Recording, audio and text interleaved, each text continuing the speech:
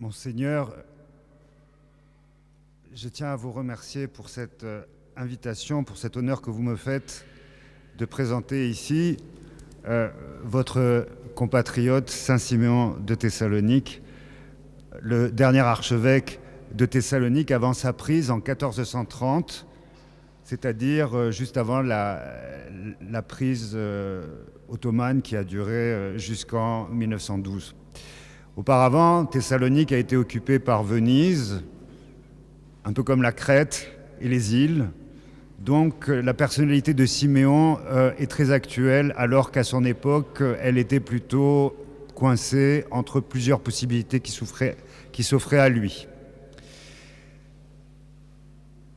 Siméon a donc marqué de manière durable l'Église orthodoxe durant toute la turcocratie. Ses écrits ont été transmis à défaut de son corps, qui a été profané lors de la prise de la ville. Nous n'avons pas ses reliques. Hagia Sophia est transformée en sanctuaire pour un autre culte, et le corps de Siméon a disparu. Toutefois, son œuvre, sans cesse recopiée, à Venise, à Constantinople, à Latos, a fait que sa présence est partout dans l'orthodoxie. Nous sommes complètement imprégnés par la pensée de Siméon de Thessalonique sur les sacrements, mais pas seulement, sur les questions pratiques qui concernent l'application des canons, dans quel cas il faut user d'acribie ou d'économie. Enfin, c'est grâce à lui que nous avons une vision totale des mystères de l'économie du Christ manifestés dans tous les offices de l'Église, dans toute sa vie, qu'elle soit liturgique ou matérielle. Alors, son œuvre, comme je l'ai dit, a connu un destin extraordinaire, puisque l'on retrouve de ses manuscrits dans toutes les bibliothèques royales de l'Europe occidentale, notamment à Paris. On le retrouve à Moscou, on le retrouve en Moldavie. Il a été édité par le patriarche Dosithée de Jérusalem en 1682, grâce au soutien financier des princes phanariotes, les doukas, qui administraient la Moldavie. Siméon, c'est l'hésychasme et le palamisme à la portée de tous. On vient ici de rappeler que Siméon est aussi un disciple de Philothée Kokkinos, c'est-à-dire qu'il il est membre de la grande église de Constantinople, il connaît les usages qui ont lieu durant la dernière période impériale, et c'est fort de cette connaissance et de cette manière propre au dernier grand prélat de Constantinople qu'il va se lancer dans la systématisation et la conservation des typicats monastiques et cathédraux. Siméon est aussi un pneumatikos connu. Il est l'ami d'Andronique Paléologue, son pneumatikos, le proche de l'empereur Manuel II, et surtout le disciple des frères Xanthopouli, que les familiers de la Philokalie connaissent, puisqu'il y a des centuries sous leur nom, qui nous donnent un règlement de vie et des conseils très précis pour comment conduire sa vie et atteindre l'union et la prière pure. De manière discrète dans son œuvre, Siméon parle de l'expérience taborique dont il aurait fait l'expérience, c'est-à-dire la lumière incréée qui rayonnait de ses maîtres, les frères Xanthopouli. Mais ne nous y trompons pas. Siméon ne parle pas des énergies incréées à la façon des néoplatoniciens. Il n'y a pas d'émanation en Dieu, il n'y a pas de gaz, il n'y a que des activités. Et il y a simplement deux ordres. C'est par là ce qu'on entend par les énergies incréées, c'est-à-dire qu'il y a le créé et l'incréé. Et il y a un point de rencontre entre le créé et l'incréé. L'activité de Dieu est donc une manifestation de Dieu dans l'espace et le temps. Ce n'est pas une émanation, j'y tiens donc.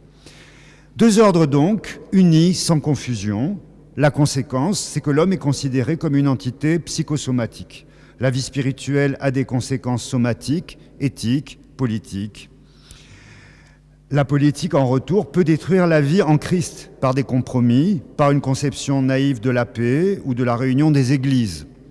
Pour Siméon, il n'y a pas d'ailleurs. Ici et maintenant, Dieu parle à son peuple. La vie du chrétien, c'est l'histoire sainte continuée. Une fois que le frein, le katechon, dont parle l'apôtre Paul, le frein qui est l'empire romain universel chrétien, une fois que cet empire sera détruit, que fera le chrétien? Parce qu'il faut être réaliste, il n'y a pas d'idéologie pour Siméon, il n'y a que des faits et des faits historiques. Il y a eu, il n'y a plus, il n'y aura plus. Siméon nous donne donc des leçons de familiarité avec son Dieu tel un prophète. Il parle, il intercède auprès de Dieu, tient tête aux dirigeants. Il rédige des hymnes, des prières, et lors des épidémies liées au blocus de Thessalonique de 1425 à 1429, il organise des processions devant les églises fermées pour cause d'épidémies et de famine ou de l'occupation par les Latins, les Vénitiens. De cette époque, nous avons un témoin magnifique qui est le manuscrit 2065 qui se trouve à Athènes. Il est en partie autographe, il est le témoin de cette époque. On y retrouve les signatures, la marque de Siméon, les traces de cierge, on voit son utilisation. Et on est frappé. On est frappé de la créativité liturgique des métropolites de cette époque. À la base, on a un eucologe, donc le eucologe c'est le livre qui sert de base à tous les offices de la cathédrale dans le rite constantinopolitain. Et Siméon en propose donc des ajouts en fonction des circonstances que va traverser sa population. Et c'est ce que je vous propose aujourd'hui, c'est de méditer sur une de ces prières qui se trouve dans ce manuscrit au folio 191 à 195, dont je vous propose la traduction. Vous verrez, on a une prière étonnante, assez longue. La langue grecque est compréhensible pour un public cultivé, mais on peut se poser la question de qui comprenait ces prières-là. En tout cas, elles sont très fortes. Et on y voit ici non seulement des paroles prophétiques, mais aussi un homme imprégné de littérature, et notamment des anciens, des historiens comme Thucydide. Je commence. Seigneur incorruptible, immortel, immuable, toi le Père de notre Seigneur Jésus-Christ, toi qui seul possèdes de l'immortalité et qui seul vive sans avoir commencé et sans devoir finir, car tu es le même et tes années ne passeront point. Écoute-nous, nous tes humbles et les derniers de tes serviteurs, et délivre-nous de ta juste colère qui nous oppresse, cette mort invisible qui nous écrase et nous fait disparaître avant l'heure. Car tu ne nous as pas créés pour nous faire endurer la mort, pas plus que tu ne nous as façonnés en vue de nous livrer à la pestilence de la contagion. Non plus que tu ne nous as fait pour que nous nous en allions vers le néant, toi qui es le seul bon.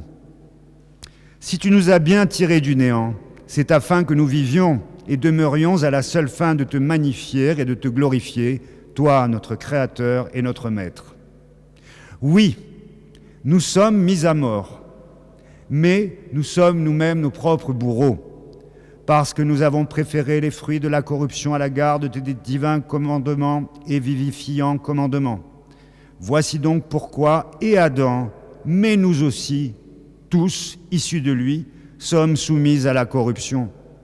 Ce n'est pas lui seul, en effet, qui les transgressa, tes commandements, mais bien nous tous, qui les transgressons sans cesse. Car alors que ton Fils unique engendré s'est incarné, après qu'il est devenu un second Adam et qu'il nous a délivrés de la mort et procuré la vie, voici qu'à nouveau encore nous sommes morts de corps et d'âme, du seul fait que nous ne tenions pour rien ces paroles de vie, menant une vie décervelée et ne songeant en aucune façon à cette autre vie, celle qui nous a été préparée dès avant la fondation du monde. C'est pourquoi nous sommes jugés indignes de la vie présente et recevons dès à présent les arts du deuil et de la douleur à venir. Car voilà que les pères sur leurs fils mourants se lamentent inconsolables, et les enfants sur leurs parents. Les épouses et les épouses souffrant d'être séparés les uns des autres sont dans un deuil affreux en voyant en chacun d'eux le progrès de l'infection. Et bien d'autres funestes malheurs nous accablent à la mesure de nos œuvres. Peut-être Les assauts de nos ennemis, même si c'est toi-même qui les permets pour nous corriger, seront-ils la marque de leur folie envers nous, mais ils seront également le signe de la nôtre envers nous-mêmes, nous qui nous comportons les uns les autres sans humanité.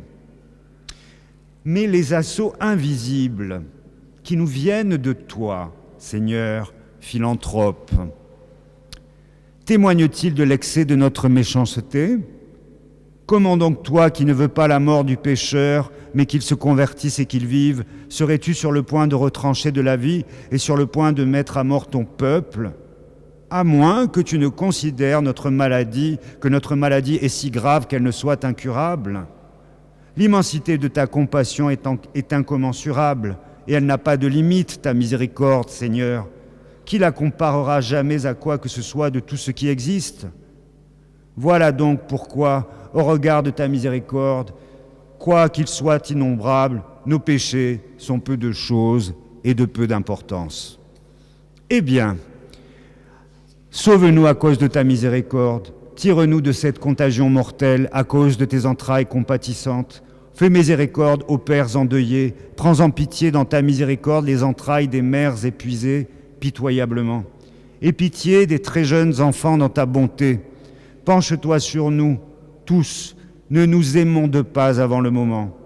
Tu sais bien que tu nous as créés pour la vie et que c'est en désirant de vivre que nous pouvons nous débarrasser de la peste.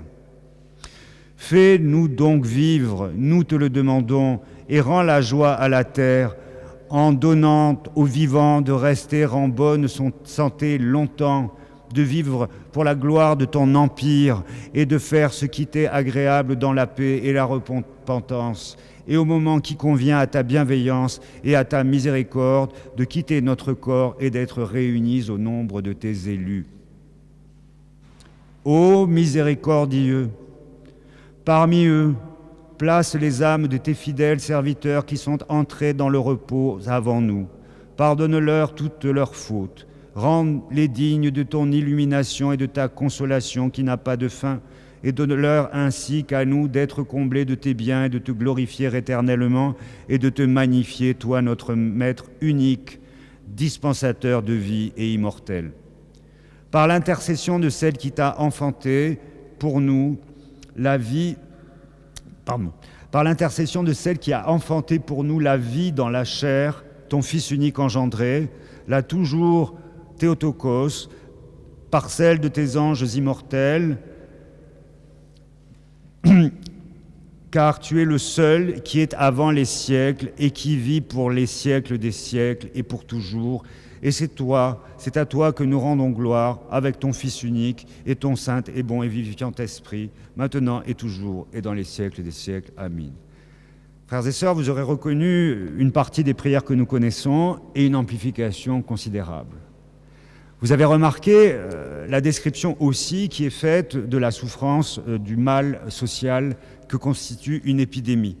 On reconnaîtra ici la description de la peste par Thucydide, qui est un classique, un lieu commun de l'époque, mais l'on voit ici un dialogue tout à fait étonnant entre le hiérarque et son Dieu.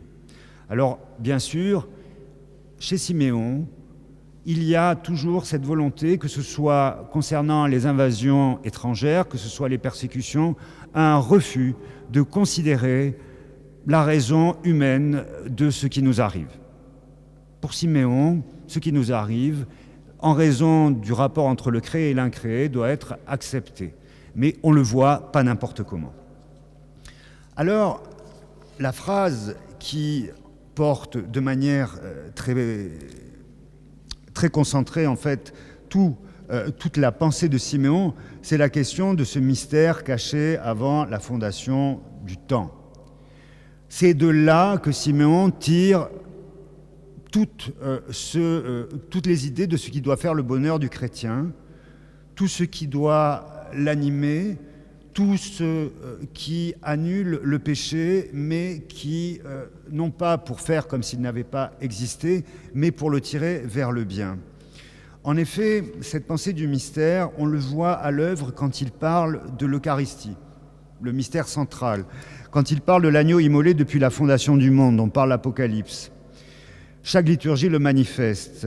Il le dit lui-même dans son commentaire de la liturgie. Après avoir rendu grâce pour toutes choses et présenté les dons pour tous, l'évêque invoque sur lui-même et sur les dons placés devant lui la grâce de l'Esprit. C'est en vertu de cette grâce divine qu'après qu'il les a consacrés par le sceau de la croix et l'épiclèse, il voit aussitôt que Jésus, vivant, est posé devant lui et que ce pain et cette coupe, c'est véritablement Jésus. Son corps lui-même, c'est le pain et dans la coupe son sang. Et la victime universelle, le commun propitiatoire, les vivantes délices, la joie sans limite, le royaume des cieux et ce qui est seul et en vérité le seul bien est proposé à tous sur la table divine. En fait, il nous faut dépasser tout ce vocabulaire qui peut être connoté, l'idée d'immolation, l'idée d'anéantissement, puisque chez Siméon, comme chez Saint Jean, comme l'apôtre Jean, la croix, c'est la résurrection. Il n'y a pas de résurrection sans croix. C'est les deux faces de la même médaille. Et la souffrance, de par son caractère créé, n'est que transitoire en rapport du mystère qui précède le temps. Cette influence vient de Maxime le Confesseur. C'est la notion de mystère du Christ dans laquelle il identifie le royaume et l'économie. Je ne reviens pas sur la citation qui imprègne ici la pensée de Simon, qui est la 60e des questions à Thalassios. L'Écriture appelle Christ le mystère du Christ. Le grand apôtre l'atteste clairement quand il dit « Le mystère caché depuis les siècles et les générations vient d'être manifesté à ses saints maintenant ». Il s'agit évidemment du mystère insondable et ineffable de l'union substantielle de la nature divine avec la nature humaine, union qui, selon la personne, l'hypostase, éleva la nature humaine à la hauteur de la nature divine et forma une seule hypostase composée des deux natures, sans diminuer en rien la différence essentielle des deux natures. Dans ce passage, donc, Maxime identifie le mystère du Christ à l'union hypostatique, à savoir la divinisation de la nature humaine résultant de son union à la nature divine dans l'hypostase du Verbe. Ce mystère est caché, ce mystère caché est la fin pour laquelle tout a été créé. Voilà ce qui pousse Siméon. Il a été conçu avant la création. De ce fait, il circonscrit le temps et manifeste le grand conseil de Dieu qui existait à l'état infini avant le temps.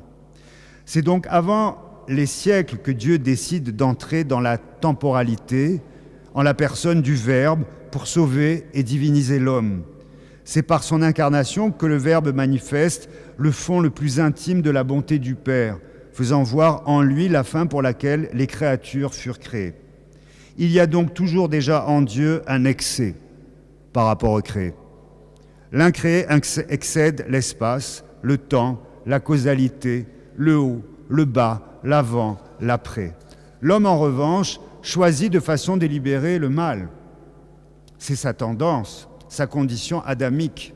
Pour preuve, les invasions, comme il le dit dans sa prière, les guerres civiles, les famines, les épidémies, ne sont que le reflet de notre propension à faire du mal à notre prochain.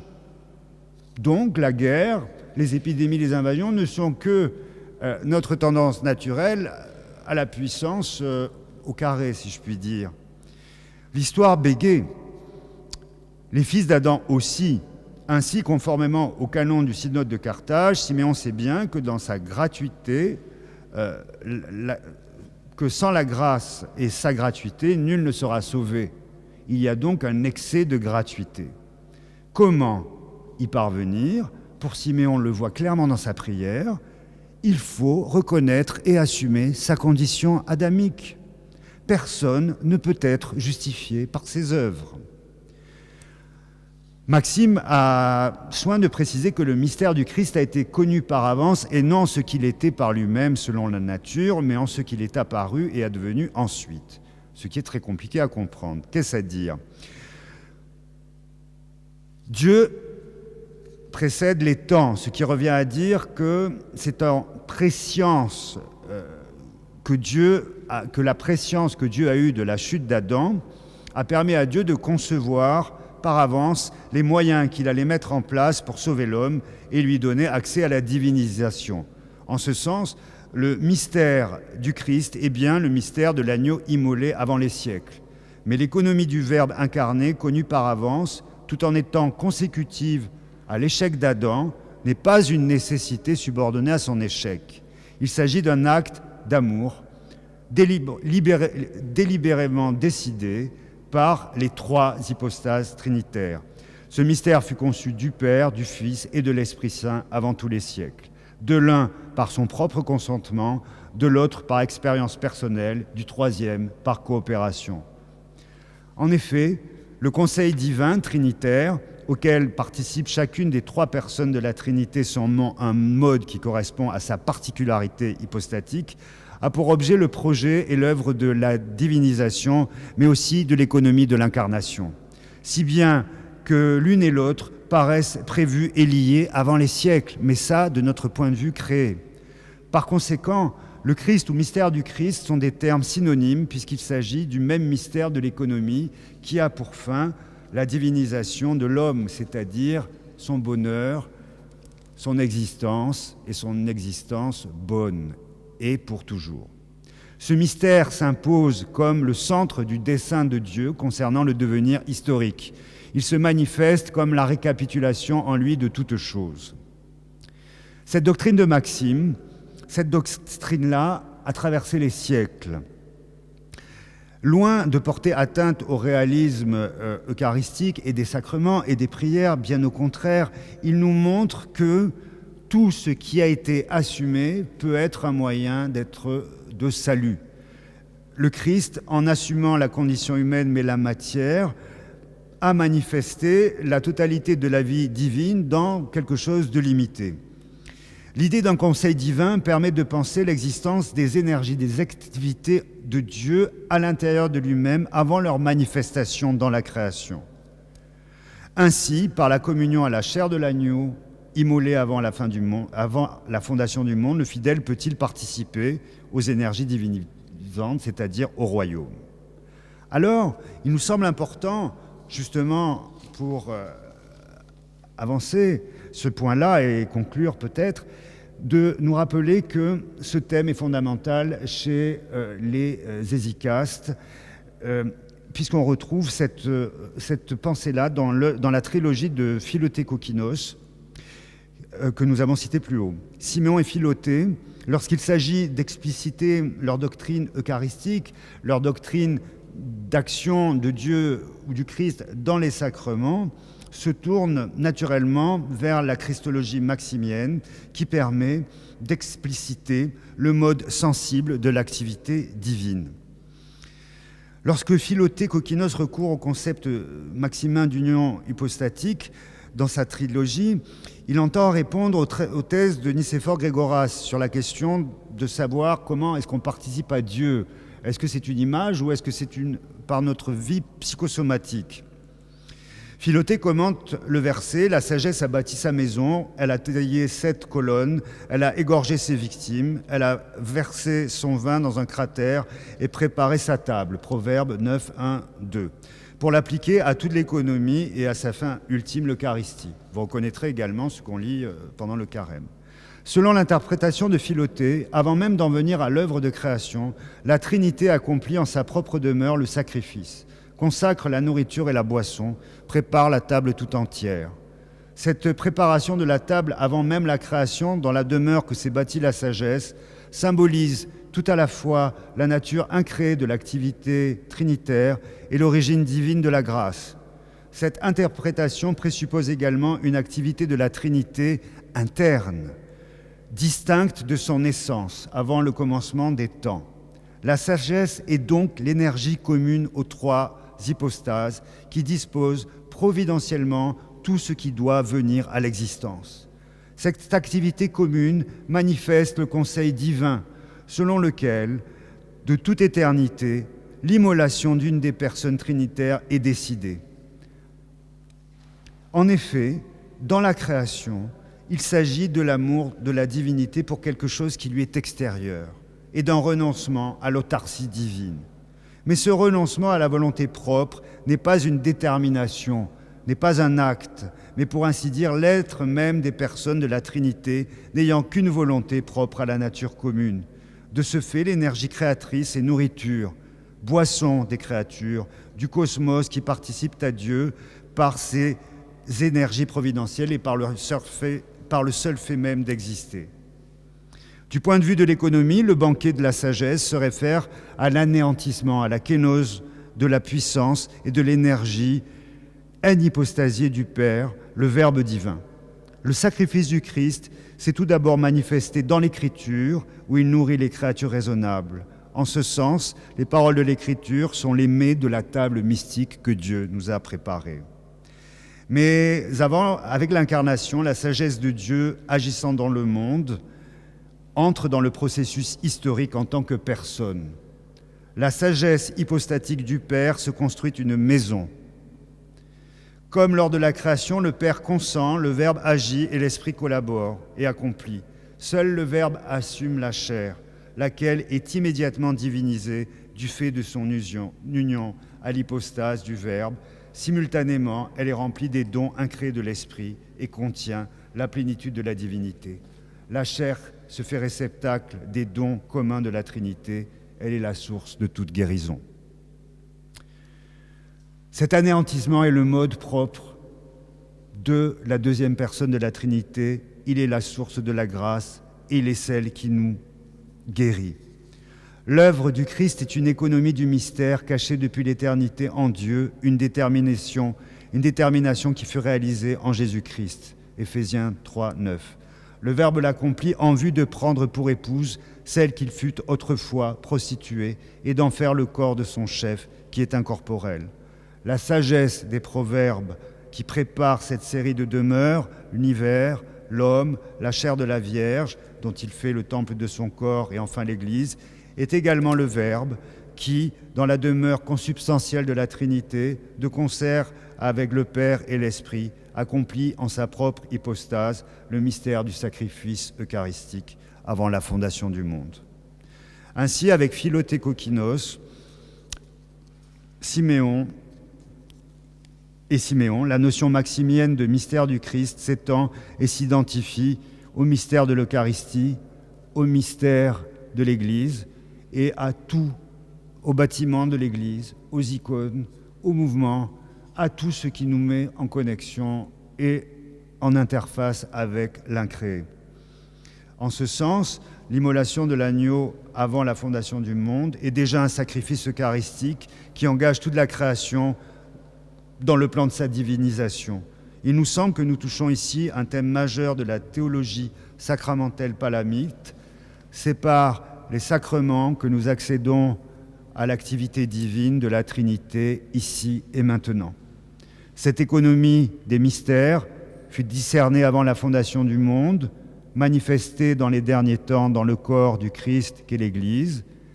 Ainsi, tel un iconographe, Siméon, dans son explication sur la divine liturgie, avait introduit et son clergé et les crétois qui lui en avaient fait la demande à l'intelligence des symboles par lesquels l'Église enseigne ce qui est au-delà de toute intelligence. Je vous remercie.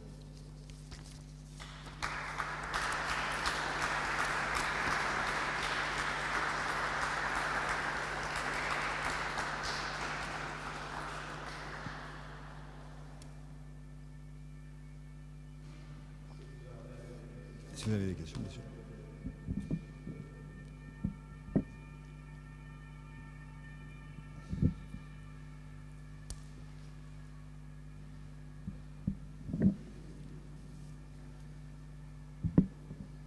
Oui.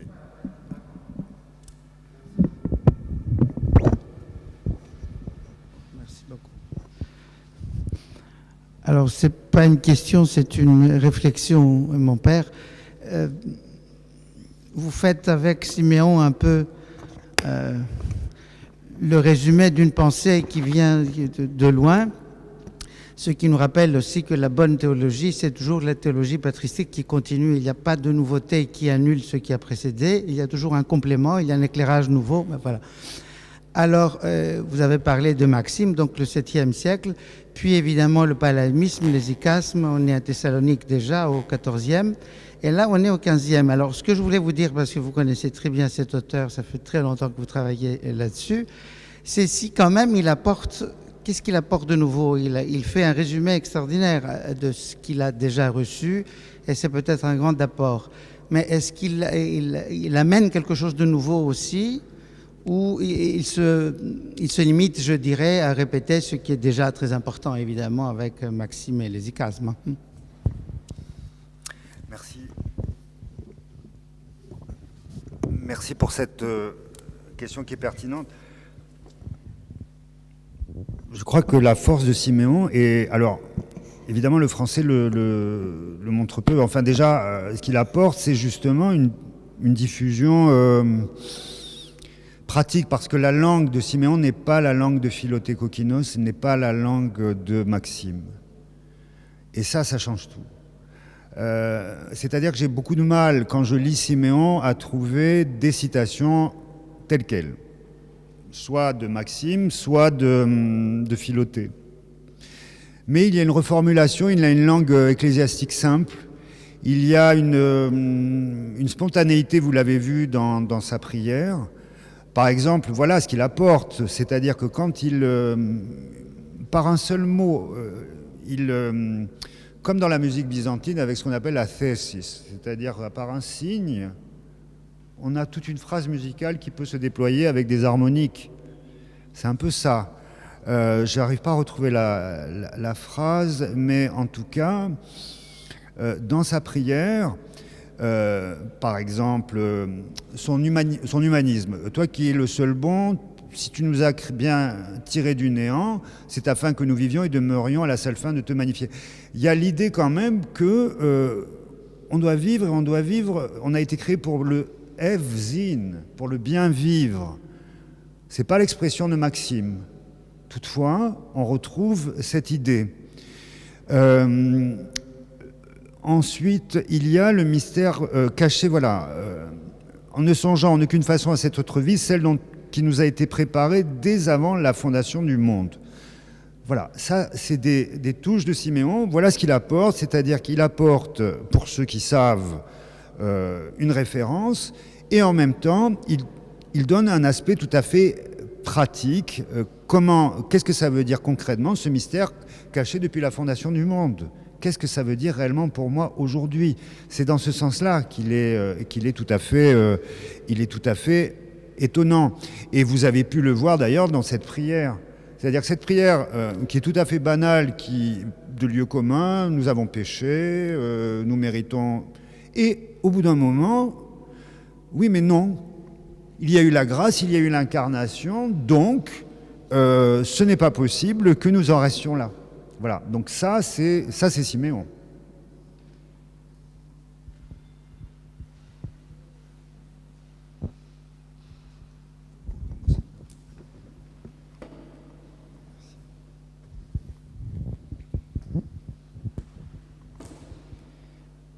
Alors, Père Sébastien, merci beaucoup de nous avoir familiarisés avec cette très belle prière qui est inédite, je pense. Vous avez dit qu'elle est, si j'ai bien suivi et bien entendu, vous avez dit qu'elle est tirée d'un eucologe. Pourriez-vous nous dire un peu plus sur cet eucologe? Est-ce que c'est un eucologe de Siméon ou est-ce que elle a été recopiée par quelqu'un d'autre dans un eucologe?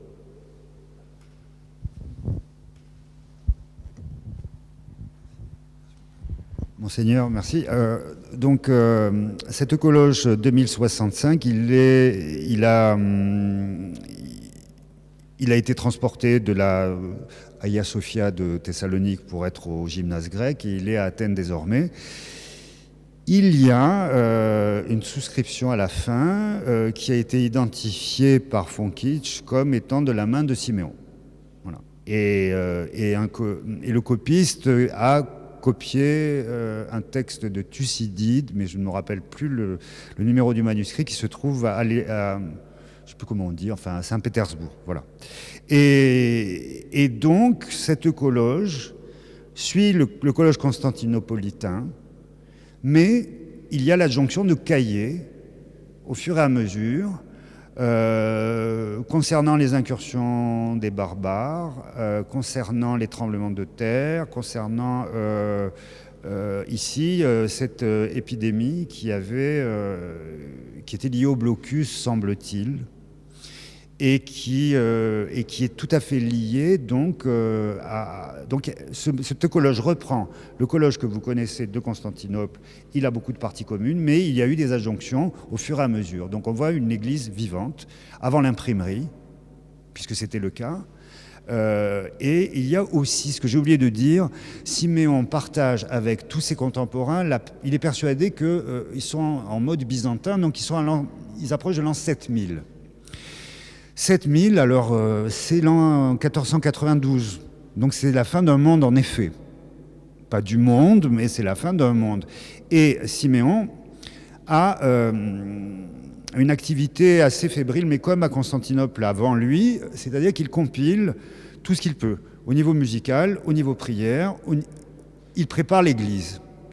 Il pense à la fin du monde. Alors nous, on pense fin du monde, c'est-à-dire destruction totale de tout. Non, lui, il pense que, comme je vous l'ai dit, une vision très réaliste de l'histoire. L'histoire fait que, faut bien reconnaître que l'Empire n'existe plus à Thessalonique puisqu'elle est gouvernée par Venise.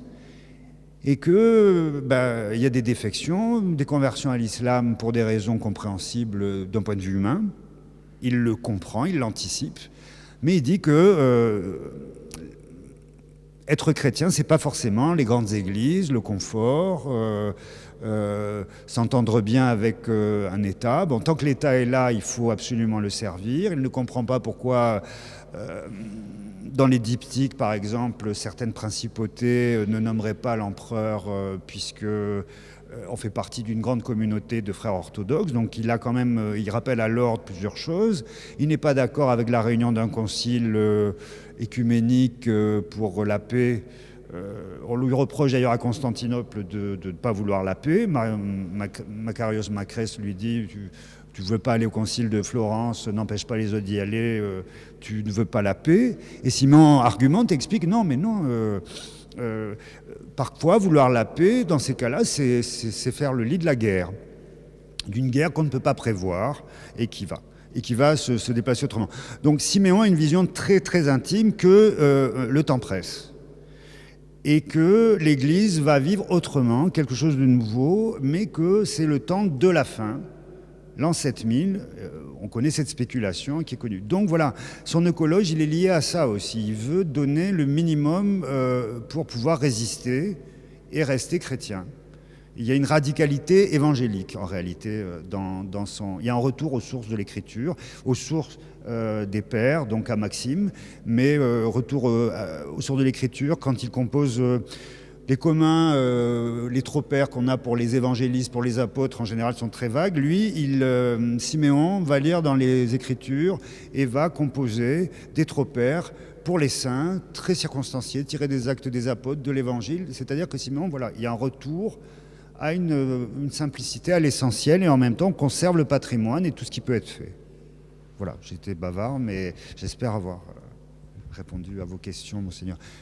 Oui.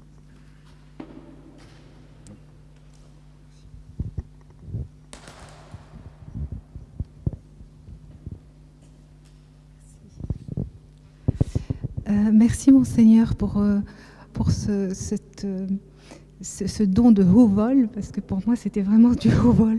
J'ai trouvé ça très beau, mais un peu inatteignable d'un point de vue intellectuel. Voilà. Mais par contre, j'ai quand même reçu quelques pépites, notamment que Saint Siméon, apparemment, il exige de Dieu la grâce. Il lui dit, tu nous as promis ça depuis le début, et maintenant il faut nous la donner. Et donc, si vous pouviez, avec des mots simple pour nous dire qu'est-ce qu'il a découvert par rapport à la guérison, justement. Comment peut-on guérir ?